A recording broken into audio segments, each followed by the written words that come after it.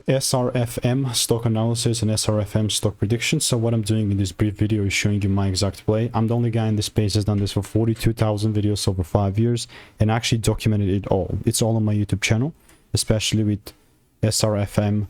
I'm looking to take it where, you know, now it's kind of consolidating here, and I do have kind of this triangular pattern happening, which I see. It's not like I'm blind, but for me to really count this as potentially something bullish, I must see the price breaking above, let's say from this zone, or just giving me a double break. Like, I don't really prefer those triangular patterns or, you know, flag patterns, because they're not that precise, let's say.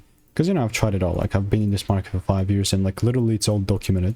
So there's two games in trading. There's getting inside the trade game, and there's managing the trade game.